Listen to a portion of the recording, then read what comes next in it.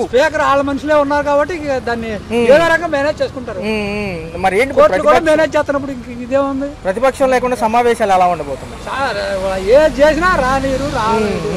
నిన్న 2.9 లక్షల కోట్ల బిల్లులు పెట్టారు ఏదైతే బడ్జెట్ సమావేశానికి సంబంధించి, ఎలా అనిపిస్తుంది? ఇక వాళ్ళకి బడ్జెట్ సమావేశాలే అతని వాళ్ళకి ఇది అంతే, ఏమి లేదు దాంట్లో. పారదర్శకంగా ఉండదంటారా? ఇంకా అవకాశం ఉండదు, రాయరు కూడా. 8 బిల్లులు ఉన్నాయి, చర్చకి రాబోతున్నాయి, పాస్ చేసుకుంటారు. నిన్న చర్చకి రాని అంశంలో బస్సు పథకం ఒకటి, నిరుద్యోగ వృత్తి, ఏమంటారు? అవన్నీ ఇక అయిపోయింది, ఇక జరిగిపోయింది. చేశారు అంటే 6 పథకాలు బ్యాలెట్ ఇది వచ్చేదాకా అంతే. 6 పథకాలు ఆడుకుంటారు, 6 పథకాలు ఇక గాలికైనా ఇది ఇక రావు అవ్వు అంటే వీళ్ళు నియమించిన అయిపోయింది, పబ్బం గడిచిపోయింది అంటే ఇంకా ఏం చేసినా ఉపయోగం లేదు. ఇంకోటి రాదంటారా? రాదు. ఎందుకంటారు అసలు? ఎందుకంటే పాపం తీసారు కదా, వాళ్ళు ఇది చేయలేరు, దాన్ని ఏదో కవర్ చేయలేదు, ఇది చేయాలి. జనాలనే ఇప్పుడు ఇదైపోయినా ఇంకా ఎన్ని అనుకున్నా 5 సంవత్సరాలు అలా గడిపోతారు. నిన్న ప్రవేశపెట్టిన బడ్జెట్ లో ఏవైతే వీళ్ళు సెక్షన్లు చెప్పారో అన్ని లోపభూయిష్టంగా ఉన్నాయి, తక్కువ ఇచ్చారు. ఉన్నాయి, ఏం చేయగలరు? ఇప్పుడు లేదు ఇది వస్తే ఎక్కడ ఇది అని చెప్పి పోలీసులను పెట్టి ఇంకా అరాచకాలు చూసి ఇది చేసి కవర్ చేసుకోవడం కానీ ఏమి లేదు. ఎన్ని అనుకున్నా ఉపయోగం లేదు. అసలు ఒప్పుకోవడం తప్పు. అతను అమ్మక వందనందుకు తూట్లు పడిచారంట. జగన్ ఒప్పుకోవడమే, ఆ బ్యాలెట్ కాకుండా ఈవీఎం ఒప్పుకోవడమే తప్పు.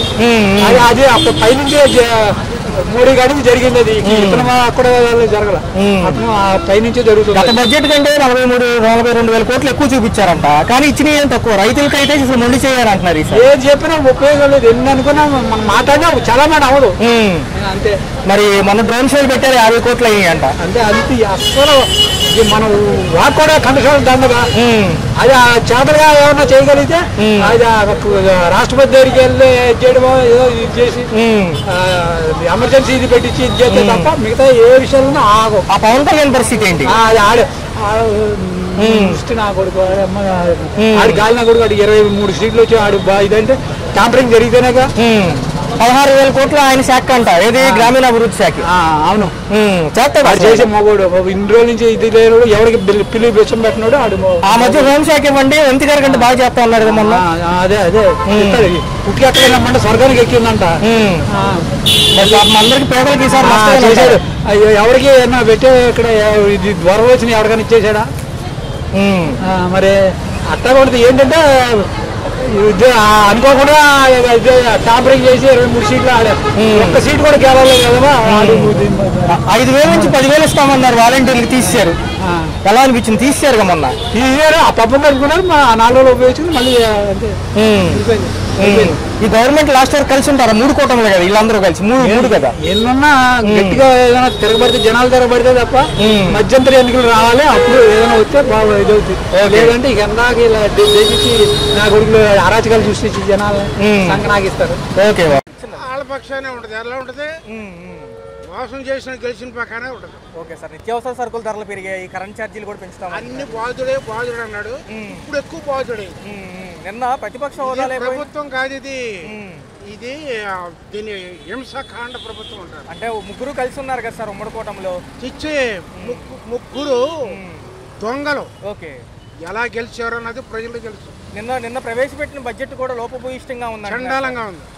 2.9 లక్షల కోట్లు అనేక శాఖలకు మేము ఇస్తామంటున్నారు, అందులో చూస్తే తగ్గించే ఇచ్చారు. అంత గ్రాఫిక్సే, అంతా మాయే.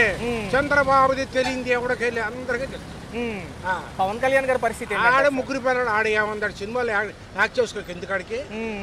నిన్న మాట్లాడడం జరిగింది సార్, ఆయన కూడా ఏదో 16,000 కోట్లు ఆయన శాఖకు సంబంధించి. 100 కోట్లు లేవు, ఏమీ లేవు, అనవసరం.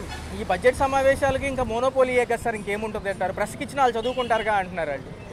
ఈ బడ్జెట్ సమావేశాలు ఆ సినిమాలో జగన్ రావాలంది. మరి చంద్రబాబు ఏమన్నాడప్పుడు, నేను సీఎం అయినాకే అడుగు పెడతానన్నాడు. ప్రతి ఒక్కరికి అదే వర్తిస్తుంది. సార్ ఎలా ఉంది సార్ మరి ఉమ్మడి కూటమిలో మోడీ గారు కూటమి? ఈ ప్రభుత్వం చండాలంగా ఉంది. మోడీ గారు ఏం జమిలీ ఎలక్షన్స్ 2020 పెద్ద దొంగనా కొడుకు. Right sir, right sir. Sir మరి చూసుకుంటే అమ్మకు వందనం కానివ్వండి, బస్సు గురించి ఎటువంటి ఏమీ లేవు. చెప్పు నేను ఇట్లా 6 అన్నవే, ఏమీ పొందలేదు. Okay sir, okay. అమ్మకు వందనం ఇచ్చే డబ్బులు కూడా చాలా తగ్గించేస్తున్నారు సార్. ఏమీ లేదు నాన్న, ఎందుకు అంత మాయా.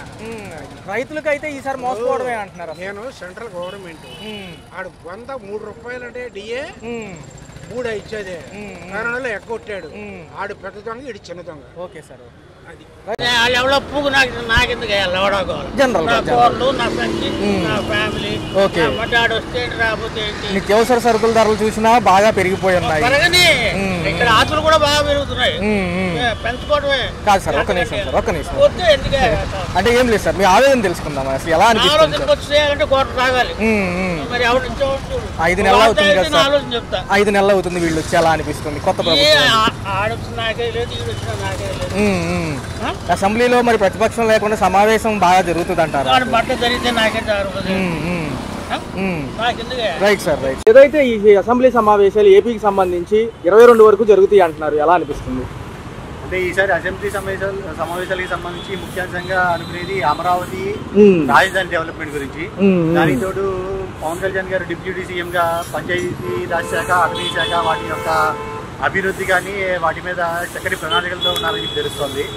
ఈసారి బడ్జెట్ లో ప్రముఖంగా వచ్చేటప్పటికి ఆల్రెడీ ఏవైతే కనుక వాళ్ళు ఎలక్షన్ టైంలో ఇచ్చిన హామీలన్నింటినీ నెరవేరుస్తామని చెప్పడం జరిగింది. అలాగే గత 2 ఏళ్లుగా ఎవరికైతే వృద్ధాప్య వితంతు పెన్షన్లు చాలా మందికి తీసేసినవి, కొత్త వాళ్ళకి ఇవ్వకుండా పెండింగ్లో ఉన్నవన్నీ రేపు డిసెంబర్లో అన్ని వెంటనే అప్లికేషన్లు తీసుకుని జనవరి నుంచి అమలు చేస్తామని చెప్పడం జరిగింది. నిన్న మద్యం పాలసీ గురించి కూడా మాట్లాడడం జరిగింది అన్నగారు, ఎలా అనిపిస్తుంది? వీళ్ళు వచ్చాక రేట్లు తగ్గినాయి, ఈ యొక్క సెక్షన్లకు సంబంధించిన ఏరియాల వైడ్గా షాపులు తగ్గినాయి అంటున్నారు. ఆయన చెప్పడం జరిగింది. దీని మీద ముఖ్యమంత్రి గారు మాట్లాడారు, ఒక డెమాన్స్ట్రేషన్ ఇచ్చారు. నిజమేనంటారు అసలు? అంటే షాప్ నుంచి తగ్గినట్లు ఎక్కడ కనిపించట్లేదు ఉన్న వాటిలోనే. కాకపోతే ఏంటంటే మద్యం అనేది లోకల్ బ్రాండ్స్ ఏవైతే గత ప్రభుత్వం విచ్చలవిడిగా పెట్టిందో వాటిని తొలగించి నాణ్యమైన మద్యాన్ని అందించడం జరుగుతుందని చెప్పని అన్నారు. కానీ మద్యం షాపులు అయితే తగ్గడం అనేది జరగలేదని చెప్పని అభిప్రాయం. మరొక అంశం చూసుకున్నట్లయితే కొల్లు రవీంద్ర గారు కూడా అనడం జరిగింది, 999 కోట్లు ఓన్లీ క్యాష్ ట్రాన్సాక్షనే జరిగింది అంటున్నారు మద్యం షాపుల్లో. ఎలా అనిపిస్తుంది అన్నయ్య గారు? అవును, మరి ఎందుకంటే ప్రధాని మంత్రి నరేంద్ర మోడీ గారు కూడా మనకి ఆన్లైన్ ట్రాన్సాక్షన్ని వాటికి ఎక్కడైతే కనుక గవర్నమెంటే ఒక పక్క వాడండి, చేయండి, డిజిటలైజేషన్ ఏ విధంగా మరి ప్రధానమంత్రి నరేంద్ర మోడీ గారు డిజిటలైజేషన్ అంటున్నారు. మరి అన్ని చోట్ల డిజిటలైజేషన్ జరుగుతున్నప్పుడు ఓన్లీ మద్యం షాపుల్లో మాత్రం క్యాష్ ట్రాన్సాక్షన్ అంటే అది పూర్తిగా అవినీతిమయం అని చెప్పని అనుకోవాలి. అది కూడా డిజిటలైజేషన్ చేస్తే కనుక ఆ సొమ్ము కూడా ప్రభుత్వం సంతకి వెళ్ళి అభివృద్ధికి తోడ్పడుతుందని చెప్పని అనుకుంటున్నాం. బడ్జెట్ కోసం ఈ రోజు ఏవైతే క్లాసులు ఉన్నాయి అంటున్నారు, ఎవరైతే అధ్యక్షులకు రేపు నుంచి ఫుల్ ఫ్లెడ్జ్డ్గా ఉండబోతుంది, ఎలా అనిపిస్తుంది అన్న? చూసుకున్నట్లయితే మిగతా వాళ్ళకు కూడా ట్రైనింగ్ ఇస్తామంటున్నారు వీటి మీద మాట్లాడడానికి లోపల అసెంబ్లీల సమావేశం కోసం. రెండోది చూసుకున్నట్లయితే ఏదైతే మిగతా వీళ్ళు సంక్షేమ హామీ పథకాల కింద చెప్పారో, రెండు అసలు దాంట్లో చెప్పలేదు అంటున్నారు. ఒకటేమో ఉచిత బస్సు, రెండోది ఏమో నిరుద్యోగ భృతి. ఈ రోజు రేపు ఏమైనా ప్రకటించే అవకాశం ఉందంటారా? అంటే వాటి గురించి ఆల్రెడీ ఒక పక్క బ్యాక్గ్రౌండ్ వర్క్ జరుగుతుందని చెప్పని అన్నారు. ఎందుకంటే చాలా వరకు ప్రభుత్వానికి బడ్జెట్ లోడ్ అనేది చాలా ఉంది. దాని గురించి ఆలోచించి సరైన ప్రణాళికతో ముందుకు వస్తాము. ఎలా పడితే అలాగూ ఉచితాలు అనేది ఇచ్చుకుంటూ పోతే ఇంకా లోడ్ అనేది పెరిగిపోతుంది. కాబట్టి అమలు చేయడం అయితే జరిగి తీరుతుంది. అది ఎప్పుడా ఏ విధంగానా అనేది చక్కటి ప్రణాళికతో అమలు చేయడం అనేది గ్యారంటీ అని చెప్పడం జరిగింది. అన్నయ్య గారు, మరి నిన్న చూసుకున్నట్లయితే ప్రతిపక్షాలు రాలేదు, వాళ్ళ కోసం ఎవరు ఆగరు, ఏ విషయాలు అన్నట్టుగా చెప్పారు. ఈయన మన ముఖ్యమంత్రి గారు, ఉప ముఖ్యమంత్రి గారు ఏమన్నారు అంటే విజయాన్ని తీసుకున్నారు కానీ ఓటమిని తీసుకోలేకపోయారు అంటున్నారు వీళ్ళు. అవును, అది నిజంగా వారి మొహాల్లోనే కనిపిస్తోంది. ఎందుకంటే గత 5 ఏళ్ళు వాళ్ళ ఇష్టారాజ్యంగా చేసినప్పుడు ఇప్పుడు ఏంటంటే మరి తిరిగి ప్రశ్నించే అధికారం లేదు మాకు, ప్రశ్నించే అధికారం లేనప్పుడు రావడం అనవసరం అన్న విధంగా చేయడం అనేది ఇప్పుడు వాళ్ళకున్న 11 నియోజకవర్గాల్లో అన్న ప్రజల సమస్యల్ని వినిపించాలి అసెంబ్లీకి వచ్చి. ఏది చేయకుండా పక్కకి తప్పుకున్నారంటే ఒక మాజీ ముఖ్యమంత్రిగా ఆయన మరి ఏం ఆలోచిస్తున్నారనేది ప్రజలకే తెలుస్తుంది. గత బడ్జెట్ తో పోల్చుకుంటే 42,000 కోట్లు ఏదో ఎక్కువగా చూపించారంటున్నారు. 2.9 లక్షల కోట్లు ఈ బడ్జెట్ కి సంబంధించిన దాంట్లో మిగతా పథకాలకు అరకొరగానే నియామకం చేశారు. కానీ ఇప్పుడు ఫర్ ఎగ్జాంపుల్ చూసుకుంటే అమ్మక వందనానికి 12,000 కోట్లు అవుతాయి అంటున్నా. అక్కడ 3,000 కోట్లు బ్యాక్వర్డ్ క్లాసెస్ కి వీటికి కలిపేసి రౌండ్ ఫిగర్ చూపితే 5,000 దాటలేదంట.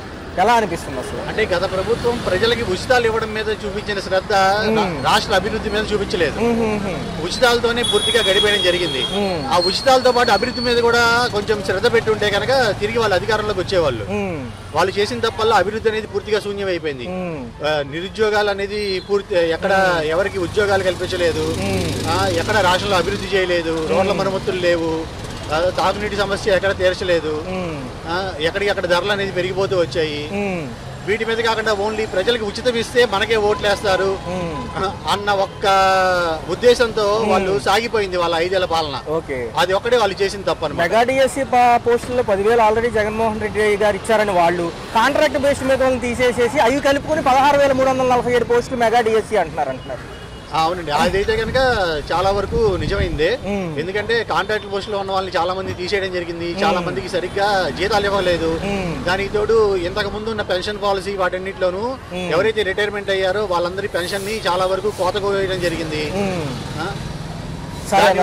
చూద్దాం, వేచి చూద్దాము. 22 వరకు సమావేశాలు ఉన్నాయి. 2 పూటలు కూడా నడుపుతానంటున్నారు అసెంబ్లీ. ఎలా ఉండబోతుంది అంటారు? అదే మొదటి బడ్జెట్ కాబట్టి ఏం జరుగుతుందా అని చెప్పని చాలా ఇంట్రెస్టింగ్ గానే చూస్తున్నాం. మరొక అంశం ఏంటంటే ప్రతిపక్షాల నుంచి 5 నెలల నుంచి 6 నెలల వరకు ఈ బడ్జెట్ అంటున్నారు. ఎందుకంటే మళ్ళీ మార్చిలో మారిపోతుంది కదన్నా. అవును, ఈ బడ్జెట్ అనేది ప్రెసెంట్ టెంపరీగా తక్కువ సమయానికి కేటాయించినదే.